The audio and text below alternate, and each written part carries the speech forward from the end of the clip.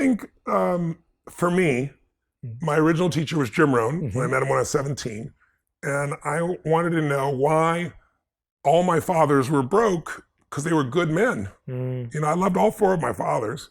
And I remember him saying, Tony, we're all equal as souls, but we're not equal in the marketplace.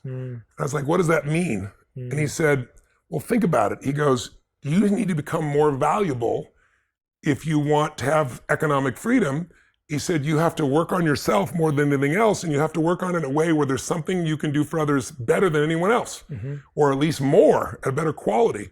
And he gave me an example of like working at McDonald's, and he said, if you work at McDonald's, you make whatever it was in those days, $5 an hour, whatever it was. And he said, I go, yeah, but that seems so unfair. And he goes, yeah, and teachers, I gave the example of teachers, and there's these billionaires, that make $1 billion in a year, hedge fund guy, And he said, Tony, the guy you just mentioned, he provided a 40% return last year, and that went to nonprofits, everything else. He said, that means those organizations double their money almost every 2 years.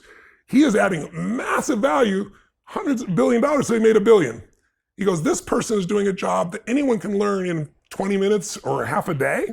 So it's a beginning job. He said, you got to think of it as one thing. It's all about adding value. How can you do more for others than anybody else in the world? And that stuck with me.